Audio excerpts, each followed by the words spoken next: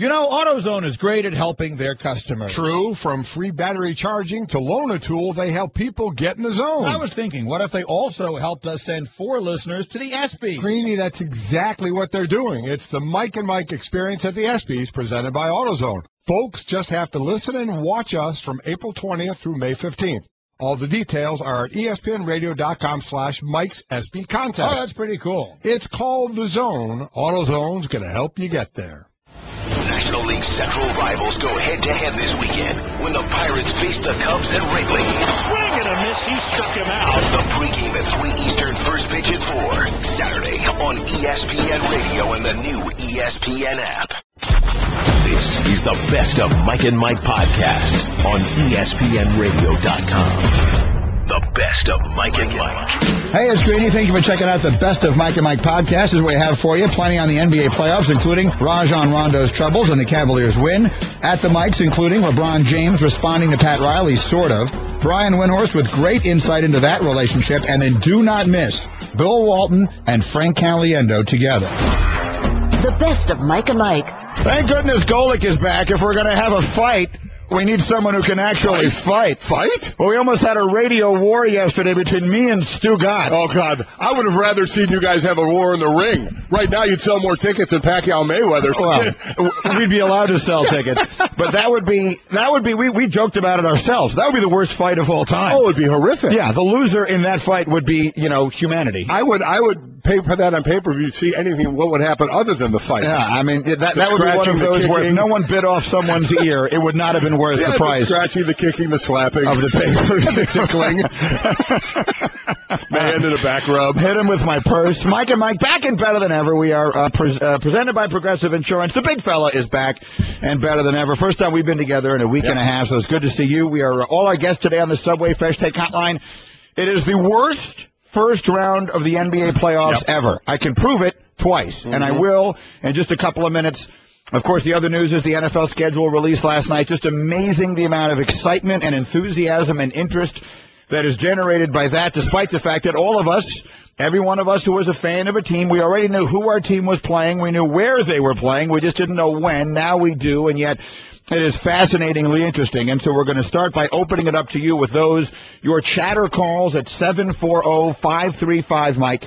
That's 740-535-6453. Your thoughts on your team schedule or any scheduling thoughts on the NFL you have. And we'll take your thoughts and questions on Twitter as well using the hashtag GrillGolic. Use hashtag GrillGolic for your thoughts. And so I'll turn it to you. When you were a player, how much attention did you pay to last night?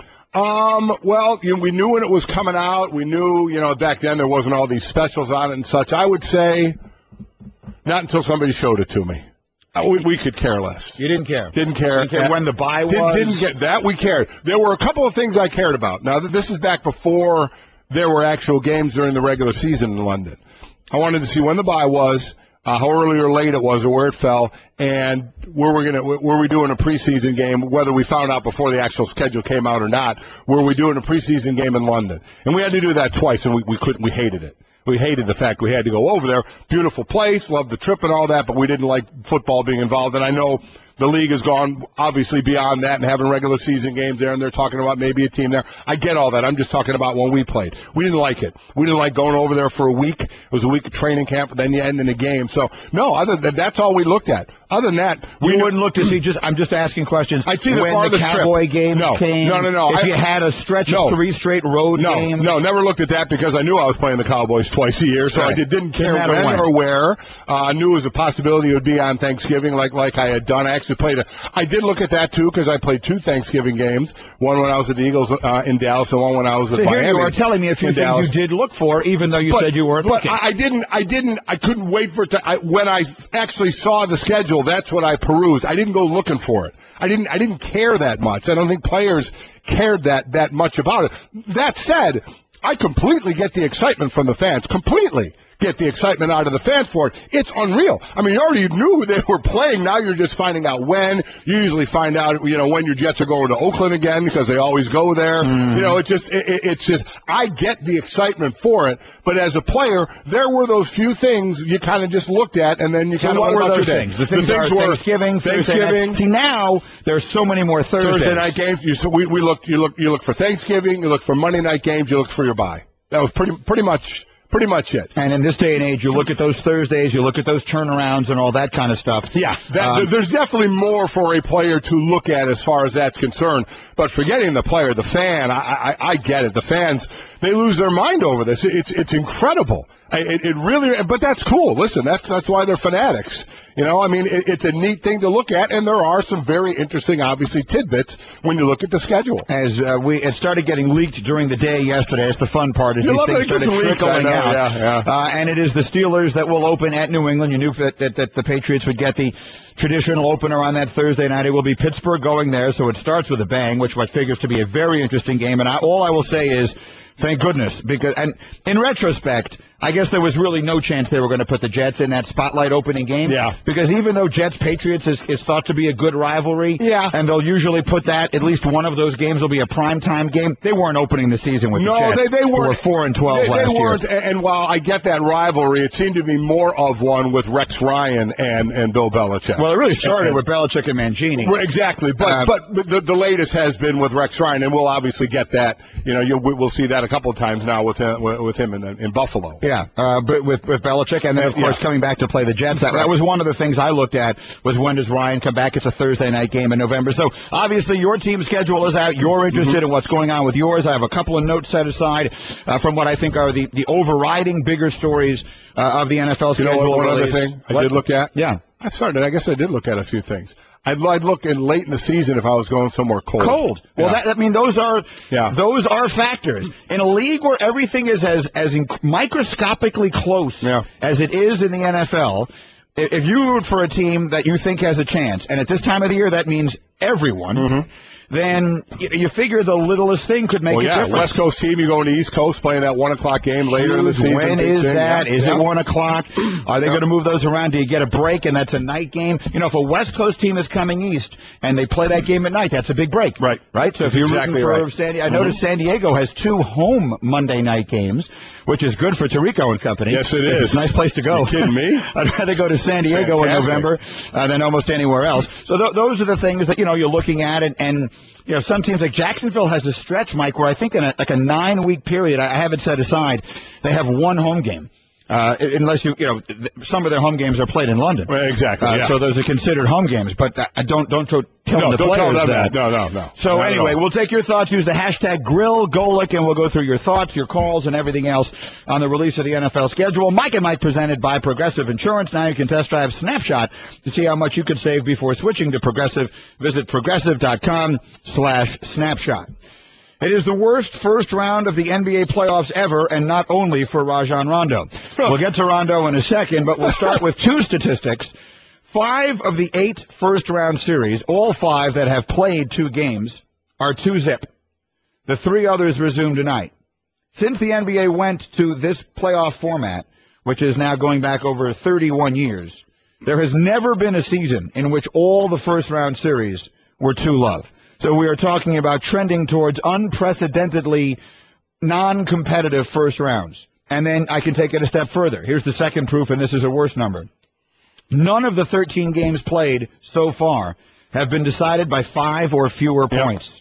Since they went to this playoff format, again, 31 years ago, there's never been a postseason in which there was not a single game decided by 5 or fewer points within the first 2 games of the first round. So we're talking about non-competitive series and non-competitive games by and large. It has been a sort of a drab start to the NBA playoffs. Though the Celtics, that game went a little closer, a little longer. That was a physical game. I think the Celtics had the thought process in mind. We're gonna go for the physical beat-up method.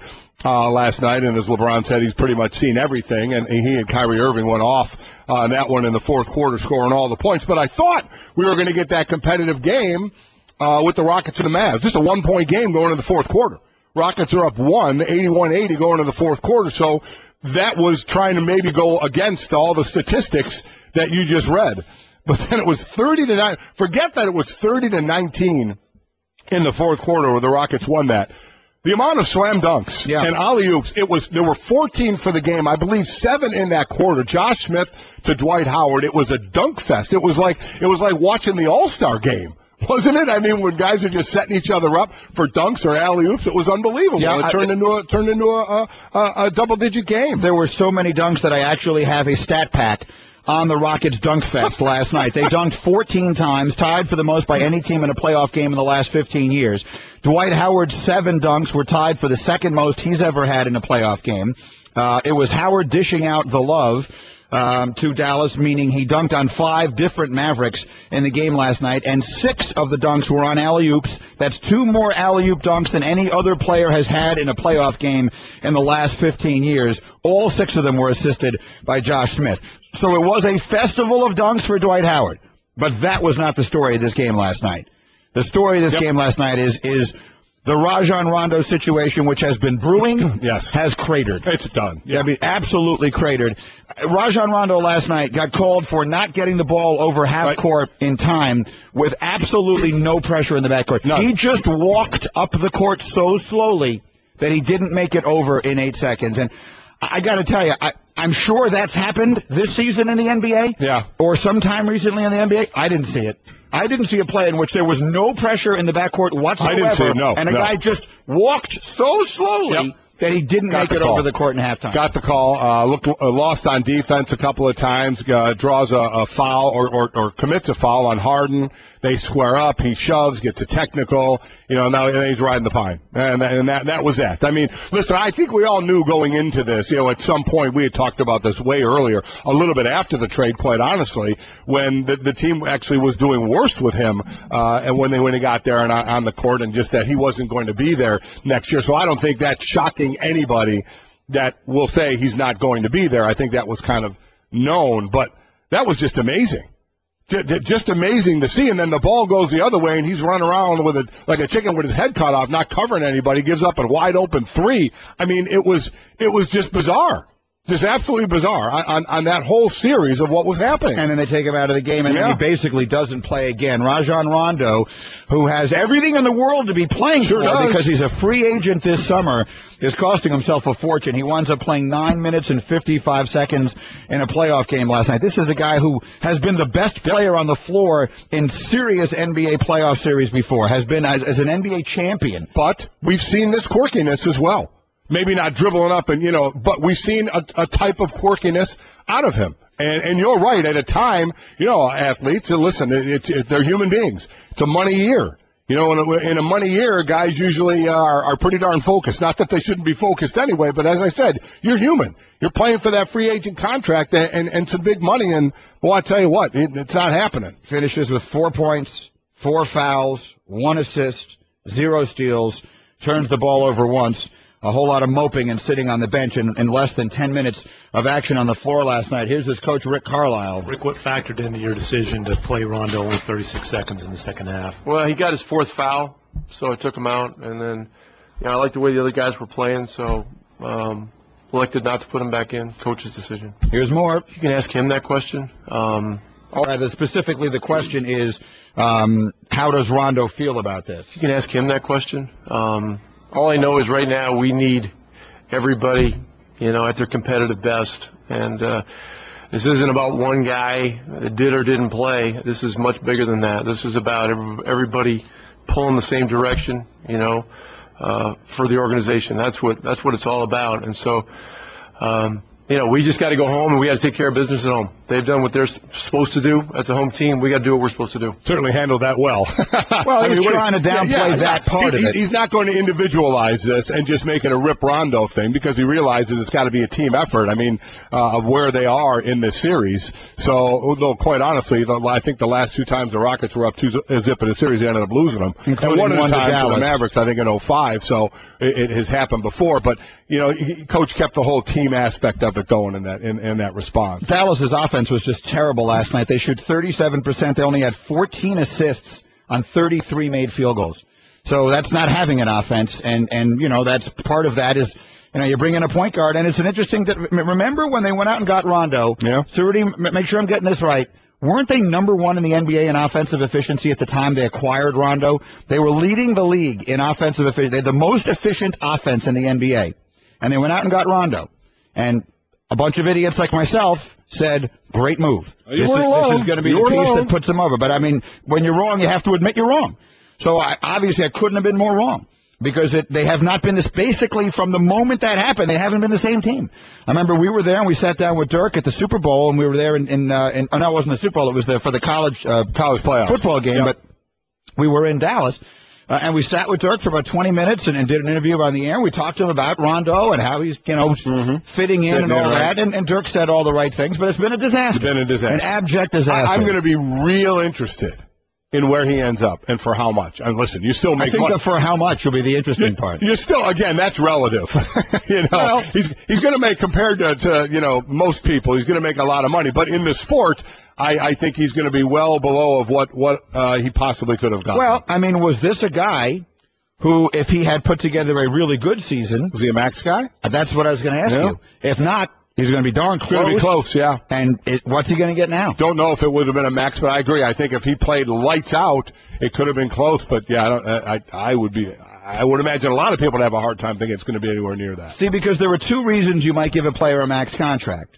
I was just having this conversation with Stephen A. yesterday. Actually, so I had an interesting day with Stephen A. and I spent some time together yesterday after our respective shows that I'll tell you about. Right. I was watching Stephen A. walk through Mayweather's house. Oh, that was yeah. He was more interested in that. Holy smokes. Yeah, that wasn't yesterday. No, I know, but that's the last I saw Stephen A. was last night doing that. Yes, I didn't take him in a private plane. I didn't take him in one of his 5 Bugattis, and I did not take him into the penthouse of a building that I own. Holy Floyd Mayweather did all of those things. No, but Stephen A. and I just met with some HR people. Yeah. That's all it was.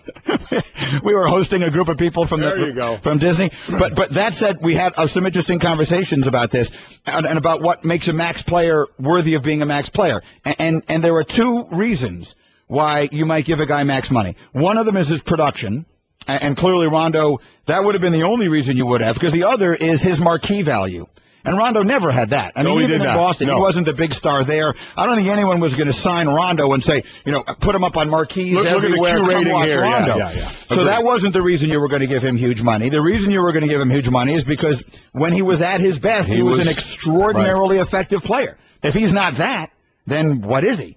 So this has been an abject disaster for him and for them. And you can talk about how the Rockets have blown 2-zip leads, and you're right. We had a stat yesterday, Mike. Forgive me if you already knew this. I was stunned. I made them go back and check it like 3 times because I didn't think there was anywhere in the world it was right. Do you know that since the NBA went to this current playoff format, 31 years now, teams that are up 2-0 in the first round of the playoff, or in any round, teams that are up 2-zip in any round of the playoff, do you know what percentage of the time they win? I was going to think a lot, but now I'm not thinking as much. No. It's a lot. It is a lot. I would have guessed 70%. Yeah, that's what I was going to 94. Oh, so it's basically thought to be over. 94%. That's the point. The old adage, well, a series doesn't start until the road team wins a game. Baloney. Yeah. I mean, these series, history tells us are basically over. I don't see the Rockets losing this one down 2-0 like they did the last 2 times. It's a festival of dunks last night. Wow. 2 other games last night that we will get to coming up in exactly 1 minute here. Bunch of numbers. Another guy who doesn't play crunch time minutes. How's that working out? Your chance to win a trip to the ESPYs. Grill Golic questions are on the way. All that and more. That's in 1 minute after a word from YP.com. What can being listed on YP.com do for your business? You're about to find out for free. YP will give your business a free listing on 2 extremely powerful customer delivering tools, YP.com and the YP app. What's one of the ways to grow your business? How about maximum visibility? Every month, over 70 million potential new customers search for businesses on YP.com and the YP app. If you're not there, they can't find you. Get the maximum visibility that comes from a free listing with America's largest marketing agency for small businesses. That's YP. You're the expert in your business. YP is the expert in driving new customers to your business.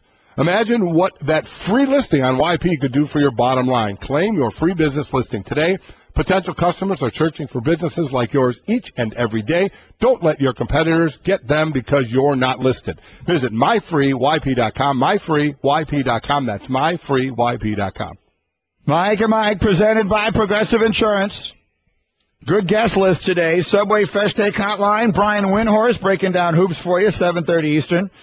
Jason Stark has got baseball trivia for us. Jeff Saturday a little bit later. Bill Walton today. And then, listen, do yourself a favor. Yeah. Set aside some time in the last hour of the show today. And if you can't be with us in the last hour, here's a great example of where you can download the Mike and Mike podcast every single day or set something to tape it. Because we got Bill Walton, 9:30 Eastern, 8:30 Central. And then we have not Bill Walton joining the conversation. If you know Mike and Mike, then you know what we're talking about. Yep, and all I know is that last half hour, you and I can catch a break. That's going to be a lot of fun. So we're really looking forward to it. All right, we mentioned the Dunk Festival that was Houston-Dallas last night. Boston-Cleveland is a good game and not a bad series for two games. This is what my impression on the Celtics. You know, sort of scratched and clawed their way in under 500 to get into the playoffs. They have a really good young coach everybody loves. They have a bunch of good players. I was thinking that exact same thing coming in, saying, something about this team I like. They're just missing one thing, and unfortunately, it's the hardest thing to get. Right. Which is they need a great player. Yes, they do. They have quite a few good players. Yes, they do, but no great that player to wrap around, the rest of the team. Isaiah Thomas led them in scoring last night with 22 points off the bench. They fought hard against the Cavaliers, but it was LeBron and Kyrie who took over. They combined for 56 points last night, and on they go to a 2-0 lead in that series. And one of the stories, again, coming out of this is that crunch time minutes, and Kevin Love is not out there. He plays fewer than 30 minutes on the night. Unlike the Rondo situation, he continues to try to diffuse. I just trying to keep my head in it personally. I got two quick ones. Felt like I was in foul trouble the whole game, but like I just mentioned to you, sometimes it's going to be ugly. You just have to survive, keep advancing, and get out of here with the win. So, we talked a lot about that, Mike, with Jay Williams the last couple of days. It's going to be there's obviously the talk about him is what's he going to do. To me, that's one of the more interesting things because I really have no idea because I don't know him enough to say from any aspect of this. If he wins a title, to say, I want to go somewhere else and be more of the guy. If he loses a title, to say the same thing, or to say, I want to stay here if we win a title and try and win a few titles, even though I have this role. I have really, do you have any... No, we talked about this the last few days. It's going to be his personal preference. Yep. Do you want to take a shot at maximizing whatever it is your game can be? Because clearly there's much more to his game than the way they're utilizing him here. Or do you want to be where you have the best chance to win for the foreseeable future? That's inarguably here. Yes. Playing with LeBron and Kyrie is inarguably the best chance to win. There's no other tailor-made situation like that he's going to walk into. If he goes to another play, they'll be build up again to see if you can get there with you being more of the man as opposed to what's going on right now. Now, if he and Russell Westbrook were to sort of surreptitiously have some conversations, they're both LA guys, and say, you know what, let's meet at the Lakers in 2 years. Yeah. Maybe you take your shot with that. We'll see. It's going to be up to what he's interested in doing. Wizards win the other game last night. They're up 2-0. Just the numbers I circled on that game. The Wizards shoot 53% from the floor. They out-rebound Toronto 45-28. And their backcourt of Beal and Wall outscores DeRozan and Lowry. They win the backcourt edge and the starting backcourt 54-26 in the game last night. So Washington, a 2-0 lead again. Every series so far is 2-0 to start this round of the NBA playoffs. And I love the little back and forth. Obviously, the Paul Pierce, you were gone for some of that. Paul Pierce kind of throwing out a large net on different scenarios from his old teammates in Brooklyn to some guys on his team and Toronto as well. It's been interesting. Mike and Mike. Guys, when you buy your clothes at DXL, you look good. But you feel like a rock star. So if you want to look and feel like you'll find all the brands you love, waist size 38 and up, all in one awesome store. DXL, you're looking good. Right now, select dress shirts are just $49.50 each when you buy 2 or more. The best of Mike and Mike. Mike and Mike. I've been telling anyone who listens that the Tampa Bay Buccaneers are the team that's going to surprise everybody and win that division this season. So if things go horribly wrong, this is probably the first place you need to look. Mike, I'm not a superstitious person, and you know football, so I'm going to go with what you're going with. I like the Buccaneers, too. Did you hear that? He said, I know football. I think he thought he was talking to me, quite honestly. Well, what is that? We're digging up Lovie Smith from last year's preseason just to make me look like a fool? Pretty much. Yeah. Oh, yeah, I did. I picked Tampa Bay to make the playoffs last year, and I was so right on the money. They have the first pick in the draft this year, which is amusing. A couple of quick things that we looked up for you here. SportsCenter, first off, brought to you by Trex. Every deck is made for standing on, but there's only one that's known for standing out. It's made by Trex, the brand that's engineering what's next in outdoor living. To learn more about all the outdoor solutions Trex has to offer, visit Trex.com. Since they started doing the Super Bowl champion hosting the opener, which is now 11 games, the Super Bowl champ is 9-2 in that opening Thursday night. We were looking that up, and that's obviously a dominating record. I thought it would have been even more dominating than that. It's a very tough spot to go in and play. It's a tough trip, but it's not tougher than if you had to play that Thursday during the season. Remember, this is the first game, so you had nothing to come off of. So you're on the road on a Thursday. It's different in week 4 being on the road on a Thursday. I hear you on coming that. off a Sunday game. I just think that the enthusiasm, the Super Bowl championship, the raising of the banner, listen, the all record that speaks kind for of stuff. itself. Yeah. There's something to 9-2. Yeah, and part of it, of course, is the team just won the championship, so by definition, they're going to be a good team. The other thing that I love, and this is the beauty of fans, Mike, and this is the stuff that I can never fully get you to understand. We just had a chatter call a minute ago who said, the league is obviously sticking it to the Steelers by making them play that opening Thursday night against the Patriots. Yeah. And then here's a tweet from Michael. Goodell gets his revenge on the Patriots. Gives them an early bye. Look at the history. They always get the late bye. So that's my point. Every fan thinks the league is sticking it to their team. They have it out for us. They have it out for us. Why do they hate us so much? I think it's amazing. And that's the beauty of being the fan, and there's nothing wrong with it whatsoever. If you are a sports fan, by the way, I want to make sure you're aware of our ESPYs contest. If you're listening and watching now through May 15th, you can win the Mike and Mike experience at the ESPY Sweepstakes presented by AutoZone. All the details are up at ESPNradio.com/Mike's ESPY contest. Again, it couldn't be easier. I'm going to give you the winning word. I'm telling you now, it's coming in the next hour. Within the next hour from right this minute, you are going to hear the winning word, and I'm going to give you the 3 ways to enter. Enter every day over the next 4 weeks, and you have a chance to win an unbelievable trip to the ESPYs with top-of-the-line everything and amazing access to the biggest stars in sports. So just be listening over the course of the next hour, and you will hear the word. Okay, at the mics is interesting people saying interesting things. I wanted to get your take on this. We heard Pat Riley make a comment the other day that was largely interpreted, though he didn't confirm it, to be a shot at LeBron. Talking about this offseason, he said, quote, "No more smiling faces with hidden agendas. We'll be going in clean." Now, to the best of my knowledge, it has not been confirmed by anyone he meant LeBron. Right. I'm not even 100% sure I think he meant LeBron, but it was widely interpreted that way. LeBron was asked about it at the mics. I don't care about nonsense. There's too much nonsense out there. Not during this time. I'll lock you in right now, and I don't need nothing creeping into my mind for no reason that don't need to be there. I'll save all my energy and effort towards this team. That's all that matters. It's a good answer. Well, 2 things. Yeah, it's a good answer, and he's absolutely right. Why would he concern himself with that right now? I mean, it seems ridiculous. And second, I mean, come on, Pat, really? Is Pat Riley known as a bit of a ruthless GM as well and coach when he was a coach? Was he considered kind of that guy? Kind of do what you got to do kind of guy? I mean, if you want to talk about leaving under unusual circumstances, I know it's a very long time ago.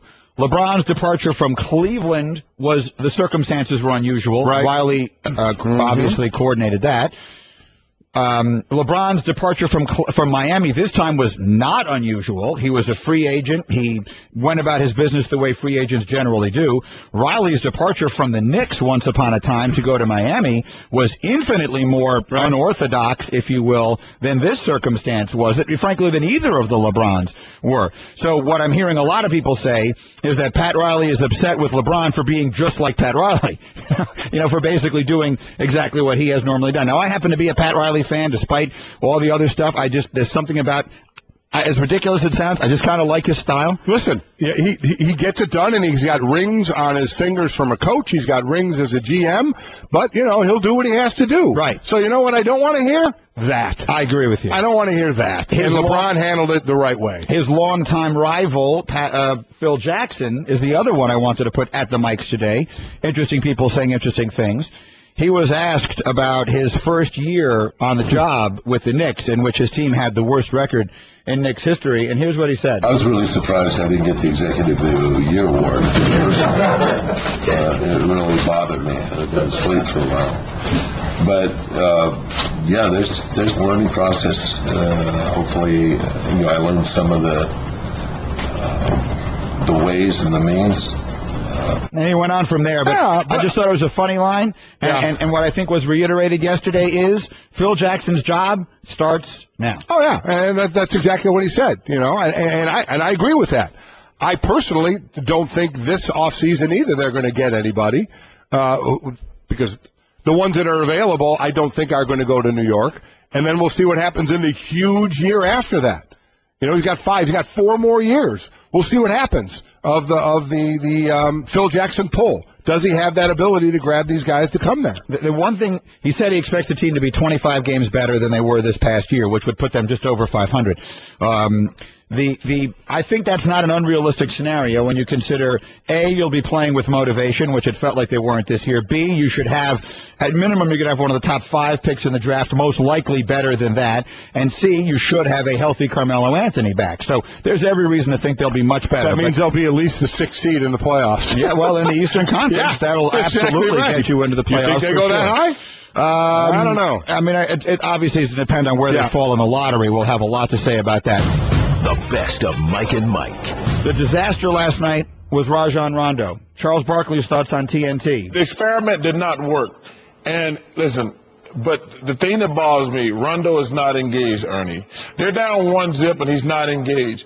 My obligation is to the other players in that locker room. If he's not going to be engaged, it's not fair to those other guys. I'm amazed.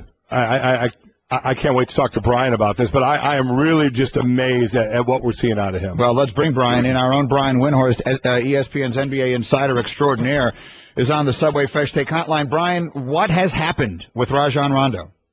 Let's just cut right down to the bottom line, all right? Take a step back and look what's really going on. The way the NBA has developed over the last 4 or 5 years has been spread the floor, shooting. And Rondo, despite having a lot of time in his career, has never developed a shot. And as a result, he is not an ideal fit for the way offense is played. And the way he got away with that earlier in his career was he was just a demon on defense. As a rebounder and, especially in a playoff setting, the guy was one of the best out there going. But since he blew out his knee, he has not been the same player. And he has not been able to change his game. So as a result, you have teams when they play him, they don't even guard him. It's not even 4-on-5 because you look at some of the video of what happens when Rondo's on the court, and it's almost embarrassing. I would be embarrassed if I was him. And so everything is changing, and he's not adapting. And his reaction to that mostly has been to be surly throughout the way. And when you can get into all the details and talk about this and talk about that and what happened here and what happened there, but you want to get down to the nitty-gritty. The game has moved past Rondo. He has not been able to adjust. He had the unfortunate injury that robbed him of his greatest talent, and he's angry about all of it. And it's hurting himself and it's hurting his team. Well, let's go to the next question then. What is the market for him, for teams, and what kind of money would he make? Well, somebody will obviously want him. There was a period in time where he thought he was going to be a max player. And actually this summer, more max contracts will be given out than ever before in the NBA because the salary cap going up next year makes these maxes quote-unquote discounts. If you ever can think of a guy getting $15 to $18 million a year as a discount, that will not include Rondo. I do believe it's pretty clear he wants to play for the Lakers. He's been talking with Kobe about it for a long time. One of the worst-kept secrets in the league right now is that he's communicated with Lakers players besides Kobe about playing there next year, even as he's been playing with the Mavericks.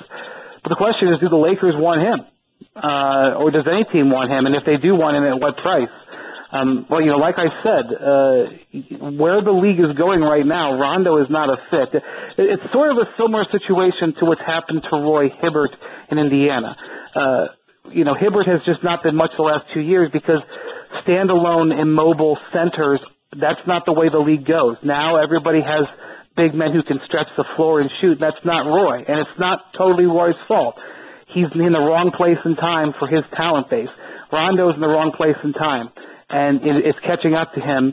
And instead of being willing to adapt, he has been a difficult character to deal with, and every team knows it. It's not like this is a secret that you don't have the scouting report on it. Somebody can make a mistake.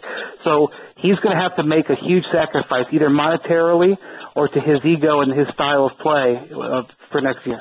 Mike and Mike, Brian Windhorst is with us. It's the guy's probably costing himself a fortune. Let's get to this business with LeBron and Riley. Brian has a terrific column on ESPN.com that you can read with his thoughts on the comments that went back and forth. We played LeBron earlier this morning. Riley talked about smiling faces with hidden agendas. LeBron called it nonsense. I don't care about nonsense. There's too much nonsense out there. Not during this time. I'll lock you in right now, and I don't need nothing creeping into my mind for no reason that don't need to be there. I'll save all my energy and effort towards this team. That's all that matters. Both Mike and I like that answer. Brian, what are your thoughts on this relationship and what, if anything, it means for both guys? Yeah, I'm just not sure why Pat Riley would do that. It was just a cheap shot, and obviously the Heat organization is still wounded from LeBron leaving. That's clear, and they had horrible fortune this year when it came to injuries, and their season was ruined. And a lot of people in Miami, including Pat Riley, it's pretty clear, believe that LeBron didn't just leave, but he did some espionage because he waited for 10 days before leaving. He talked about how much he loved Shabazz Napier. They drafted him, and they thought that would keep LeBron. They signed a couple of players, Josh McRoberts and Danny Granger, and then LeBron left, and those were players meant to play with LeBron, and they were out of position. And there's a feeling in Miami that not only did he leave, but he had this plan where he would do as much damage as possible. And Pat Riley, despite, it's against his better judgment, but he still did it and said it. And it was a low blow that is unbecoming of Pat Riley. And I would say two things about this. Number one, LeBron didn't know where he was going to go. Maybe he made up his mind at some point, and then there was a period of days where he didn't let the Heat know. But there was no conspiracy here. It's very clear. There's evidence piled up everywhere. In fact, there are people around LeBron who say that it wasn't, that Pat Riley still had a chance to win LeBron over when they had their meeting in Las Vegas about July 8th, and Pat Riley just wasn't able to do so.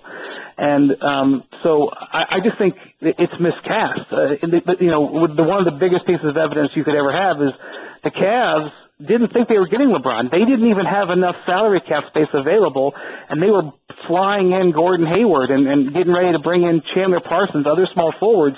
All of a sudden, LeBron's agent calls them back, and they slam the brakes and say, wait a minute, we might get him? They didn't know.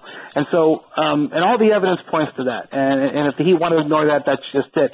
The second part about this is Riley has been ruthless throughout his career doing what needs to be done, making a business decision, not personal, whether it was leaving the Lakers, whether it was leaving the Knicks, whether it was coming down to coach when Stan Van Gundy left, whether it was moving on from Alonzo Mourning or Tim Hardaway when he felt that the franchise needed it, whether it was cutting Mike Miller. All of these things were difficult and ruthless decisions, but they needed to be made, and they all worked out for Pat Riley. LeBron going back to Cleveland was a difficult and ruthless decision. He decided to go home, yes, but also to go to a younger team with younger stars. And looking at how Kyrie Irving has played in these first two games and how Dwayne Wade struggled with his health again this year, you can understand why LeBron did what he did. And I just think Pat Riley, he's so personally hurt because he hasn't had this happen to him that he's not recognizing that LeBron is doing the very same thing that Riley did for much of his career. It's a terrific point and really well-written piece with Brian with that thought and many more up on ESPN.com. Brian, thank you. Thanks, we'll check Brian. in with you next week. Thanks, guys. Brian Windhorst with us on the Subway Fresh Take Hotline. Mike and Mike, presented by Progressive Insurance. I love every point that he makes. Me too, and I'm really surprised at Riley that he would go down that road, knowing he's gone down that road as well. But again, I don't know if anybody's there to really that will, to his face, call him on that. The best of Mike and Mike. Mike and Mike. ESPN Radio. With the action on the court, the diamond, or the gridiron. Comes alive. The NBA. The San Antonio Spurs are the world champions. Major League Baseball. San Francisco Giants are the champions of the baseball world. The new college football playoff. College football playoff national champion, the Ohio State Buckeyes. You're home for the best in sports play-by-play. ESPN Radio. Mike and Mike. Here's Bill Walton with us on the Subway Fresh Take Hotline. Welcome back, Bill. How are you this morning? I woke up to the rising sun this morning, climbing its own stairway to heaven here in my hometown of San Diego. And if you have never been here before, you will realize why San Diego, which used to be a tiny little burb, is now the 8th largest city in America and was just featured on this incredible documentary that was premiered last night here in town. And with that sun peeking through now the morning fog, right between Otay Mountain and Mount San Miguel, the two mountains that Juan Cabrillo, when he came here so many centuries ago, identified as his beacons to find this most spectacular natural harbor. And so with the eucalyptus forests and the morning dew dripping off that, the marsupials looking for something to drink because it has been very, very dry out here.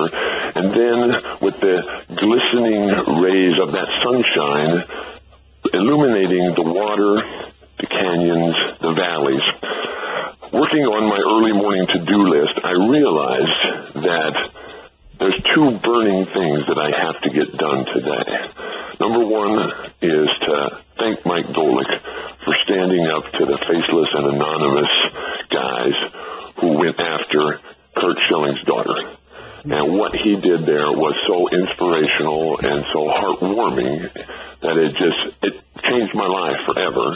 The other thing that I have to get done as we move into the NBA playoffs today is that I am in desperate need. I'm going to the NBA Finals, and I am taking two people with me as my free guests.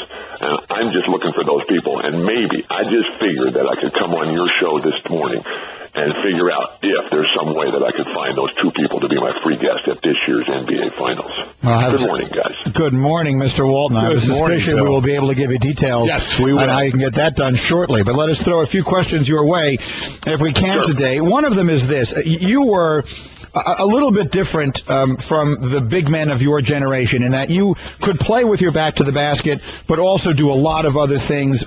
Great passer, shoot the ball with a little bit of range. You were a little more the big man that we are seeing in the NBA today, but it does feel a little bit as though the place for the traditional five, the back-to-the-basket center, may be not only leaving the NBA, may actually be gone. Do you believe that there is still a place in the game the way it is played for the traditional center in basketball?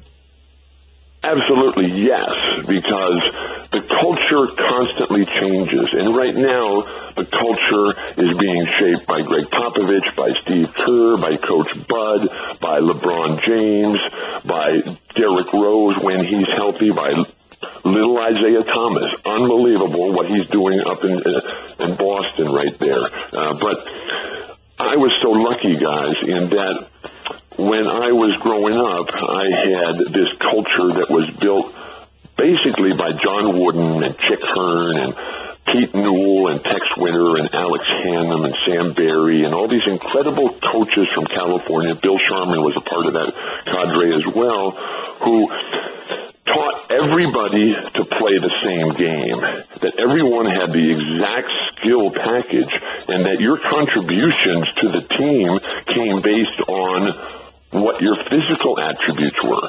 So everybody could dribble, everybody could pass, everybody could be the playmaker, everybody could shoot, everybody could rebound, everybody could run the play.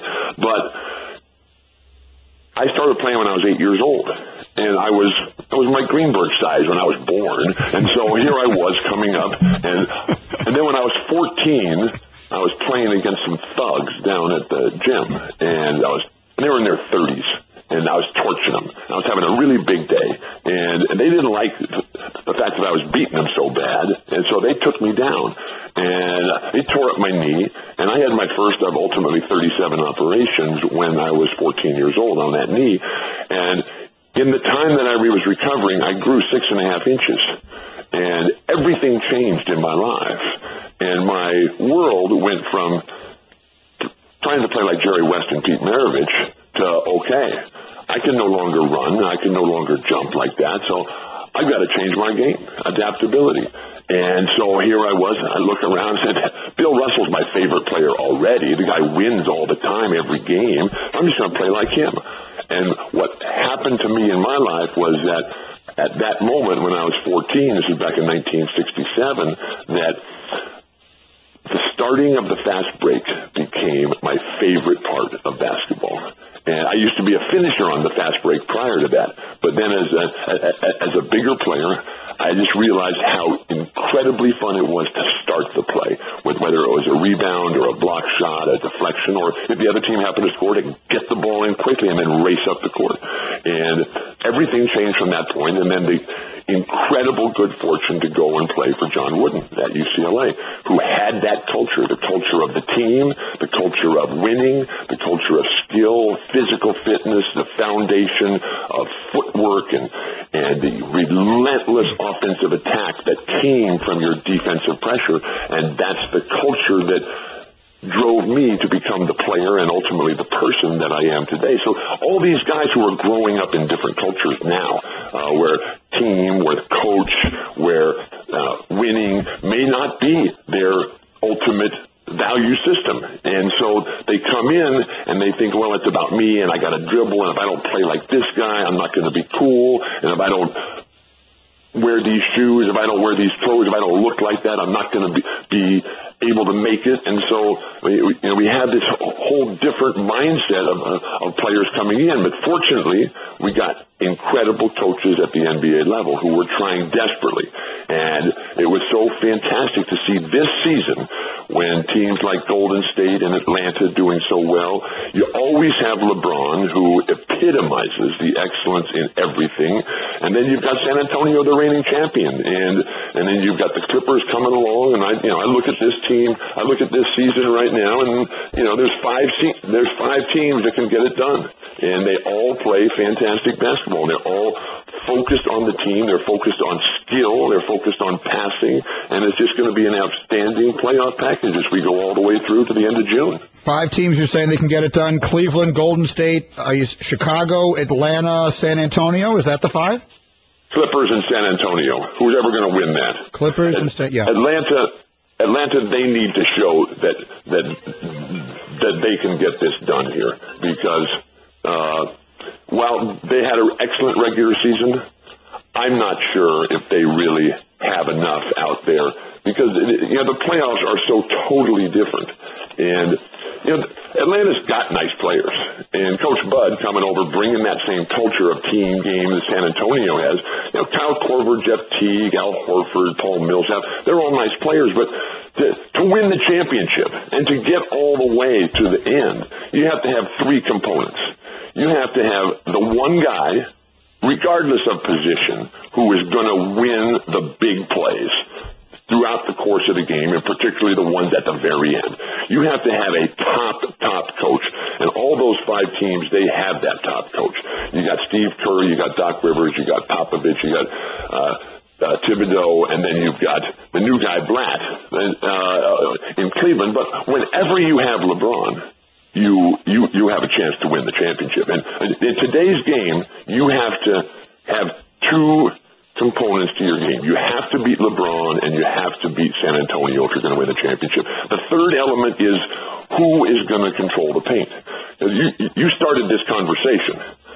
I called up looking for guys who wanted to go to the NBA Finals. You completely changed it, Mike. And so you started this conversation of the big guy who's going to win. If you don't have that dominant front line, if you don't have the guys that can control the paint, and that's the beauty of what LeBron and Michael Jordan and Bird and Magic did as basically little guys, and then they had fantastic big guys around them. And so you've got in San Antonio, you've got Tim Duncan, who can control paint. You got Manu and Tony, who can control the paint. You got Boris Diaw, who can control the entire game with the most classically beautiful game. That I just love Diaw. And then you got Kawhi Leonard, who was the reigning MVP at the finals. So you got a lot of guys right there. And with Atlanta, do they have that ability to dominate that paint? With the great Bill Walton with us, and I have been looking forward to this all morning long. Bill Walton, I would like to introduce you to our next guest who called in to say hello to you. This is not Bill Walton. Mr. Not Bill Walton, the floor is yours. The sun rising from above the horizon as I woke from my proverbial hibernation here in my home, the planet Gerbatron, the world. I spend a tremendous amount of time. I brushed my teeth, did some calisthenics, and meditated for a nanosecond, grabbed a pack of eucalyptus gum, headed out to my spaceship to return to Earth for the NBA playoffs and all else that prevails. How great is that? Bill? How great is Frank Caliendo? Frank is as fine a person as I've ever known. He is so smart. He is so talented. And I have been privileged to be Frank's friend for many years now. And to go and see him around in the corporate setting, in the business world, in his own show, to listen to him on ESPN all the time, I am the luckiest guy in the world, because this guy, he inspires me. He is brilliant. He is a genius. He is an incredible humanitarian, and his ability to pull everything together, because it does all roll into one. Good morning, Frank. How are you today? And good morning to you, Bill. There is no way to disagree with what you just said. The effervescent energy, synergistically protagonizing ubiquity. This is a man. He is the greatest. I know a man named Bill. He sits under a tree and enjoys the world and lets it come to him. We're not talking about the average player. We're not talking about guys who've done it all. We're talking about one of the great humans, the next Fred Roberts, the Alton Lister, the Granville Waiters, the Paul Mokeskis, not just the players whose names you remember, but the players who are the important cogs that continued the play as it went. This is the world we're a part of. You left out Detlef Schrempf. I cannot believe that. There is no way. It must be early. It can't be left out. It's just known, Bill. Detlef Schrempf is there forever. Unspoken, spoken. It doesn't matter. He's there. Omniscient. Omnis. If that's a word. Why not? Create it. There's a word for Detlef Schrempf right now. I can't speak this long. I have no idea how you do this. I would have I've grabbed 4 different bottles of water and gone through them. I listened to your intro this morning for yourself, saying hello after Greenberg said how great you are. By the way, the truth be known, all of it 100% accurate. But let me say this. You continued it as though it had never ended. It never does end, and that is the beautiful thing of life. And as my life has never been better, Frank. You touched it so many years ago when our great buddy Chase Boyd and you all came together with that spectacular moment. But one of the things that I was most fortunate to learn from the master teachers in my life, in that things never do end. You just stop for a moment and get on to what's next. And that is the beauty of your mind that I find so fascinating and so challenging, so inspirational, so driving, because I'm always looking for what's next. And that ability of you, Frank, to be able to pull it all together, to be able to verbalize the long tongue of the marsupial who's out there looking for that next quenching drop of liquid, which we're so deprived of. Next time you come to California, Frank, be sure and bring water. But that whole sense of how do we get to that promised land? How do we get to that top of the mountain? And no one has been able to describe that. Nobody's been able to create that better than you, my great friend. This is Mike. Now, here's the thing, guys. I made something up, and he turned it into his reality. Guys, this is magnificent. We are going to run out of time. For Frank Caliendo, you can go to frankonstage.com, figure out where you can see him. You'll be in the Philly area, then Charleston, West Virginia, then with us in Chicago Thursday morning for the NFL draft. And as for you, Bill Walton, it is always a privilege. Thank you. I love Frank Caliendo. If you don't go see Frank Caliendo, you are shortchanging yourself in the big game of life. That guy is my hero. He is my beacon of hope. He is my moral compass. Thank you, Frank, for all you do. And I'll see everybody on NBA.com/oneday on your trip as my free guest to the NBA Finals. FanDuel, let's go. Game on. You've been suitably warned. Miss this, like missing Frank Caliendo, at your own peril. Bill, thank you. Frank, thank you. They hit the post. We actually are going to get out on time, which I think is a miracle. I thought there was no shot of that. Absolutely no shot. That was incredible. This has been the best of Mike and Mike on ESPN Radio Pod Center. To hear more from Mike and Mike, log on to ESPNRadio.com and become an ESPN Radio Insider. The best of Mike and Mike.